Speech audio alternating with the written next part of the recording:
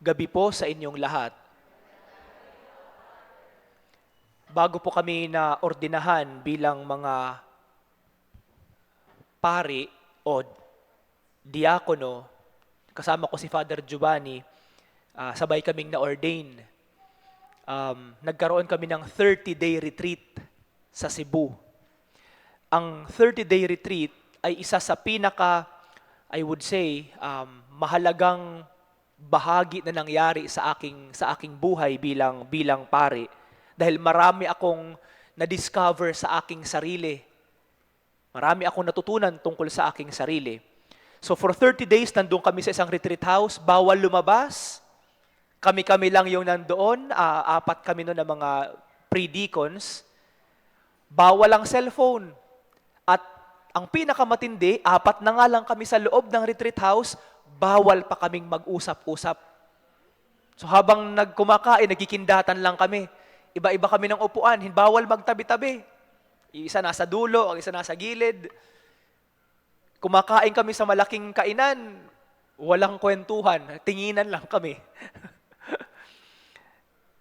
During that 30 days, nalaman ko sa aking sarili, una, kaya ko palang mabuhay na wala ang cellphone. Kaya ko palang mabuhay na hindi hinahawakan ng cellphone sa loob ng 1 buwan. Sa simula, sa first week, napakahirap.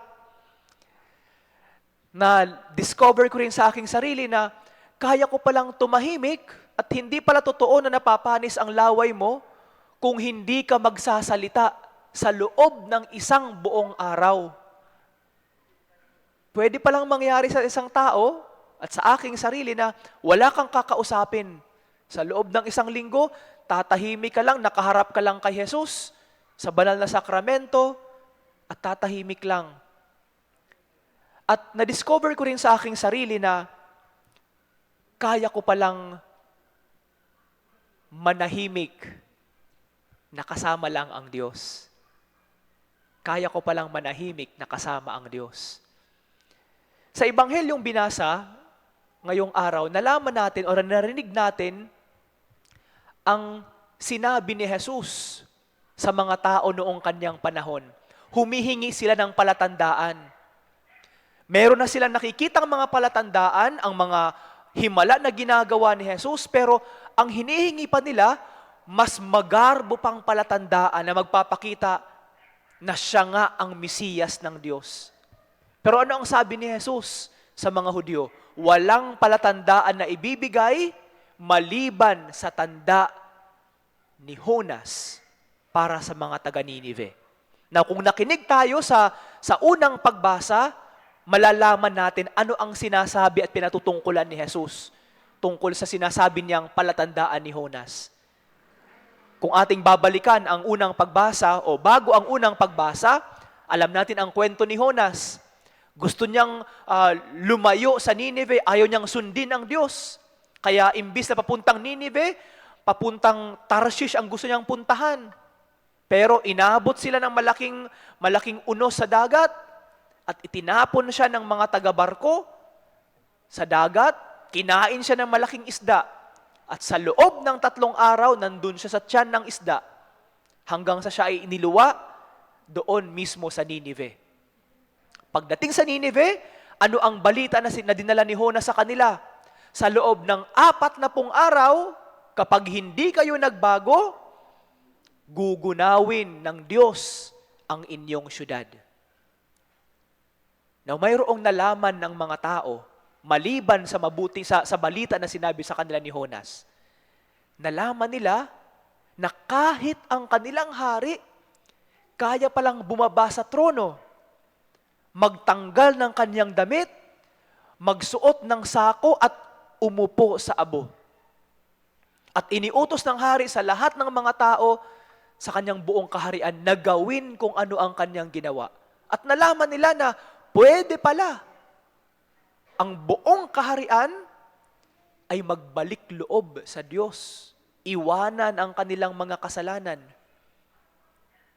at hindi tinuloy ng Diyos ang kanyang planong gunawin at sirain ang bayan ng Ninive. Ano ang ano ang ibinibigay sa atin na balita ng Ebanghelyo ngayon ng unang pagbasa? Sa loob ng 40 araw ngayong panahon ng Kwaresma, 3 haligi po ang iniuutos sa atin na ating gagawin. Pag-aayuno, pagdadasal, at kawang gawa.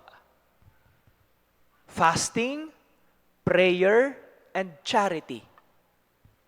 3 bagay na iniuutos sa atin ng simbahan na ating gagawin ngayong panahon ng Kwaresma bilang sakripisyo habang inihahanda natin ang ating sarili sa selebrasyon ng Semana Santa. Now, sa loob ng 40 araw na ito, ano kaya ang madidiscover mo sa iyong sarili? Mahalaga po na sa loob ng 40 araw, hindi lamang siya lilipas tulad ng nangyari sa Pasko na dahil sa napakarami nating gawain, kaliwat kanan ng mga Christmas parties, hindi natin nalaman na natapos na pala ang Pasko, natapos na pala ang bagong taon. Ngayong panahon ng Kwaresma, sana po wag nating hayaan na matapos ang 40 araw na ito, na wala ka man lang natututunan tungkol sa iyong sarili.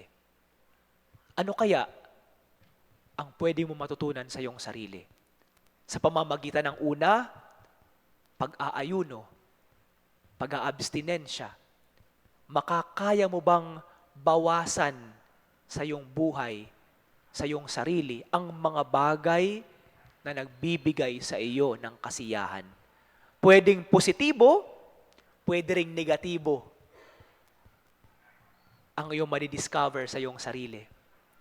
Sa pamamagitan ng pagdadasal, kaya mo bang turuan ang iyong sarili na makipag-usap sa Diyos at panibaguhin ang iyong relasyon sa Kanya sa pamamagitan ng sakramento ng pagkumpisal? Pwedeng positibo, pwedeng negatibo ang iyong madiscover sa iyong sarili. At tungkol sa paggawa ng mga kawang gawa sa iyong buhay, kaya mo bang mag-abot ng tulong sa ibang mga tao ng masinsinan, ng mas malalim pa at higit pa sa pang-araw-araw mong ginagawa na pag-aabot ng tulong, lalong-lalo na ngayong panahon ng Kwaresma? Kaya mo bang tumulong sa ibang mga tao na hindi mo kakilala? Muli, pwedeng positibo at pwedeng negatibo ang matutunan mo sa iyong sarili. Sa loob ng 40 araw, ano kaya ang madidiscover mo sa iyong sarili? Yun po ang mahalaga. At kung ano man yun, sa panahon ng Semana Santa, ialay mo sa Diyos. Hingin mo ang tulong ng Diyos kung naging negatibo ang iyong mapansin, madiscover mo sa iyong sarili.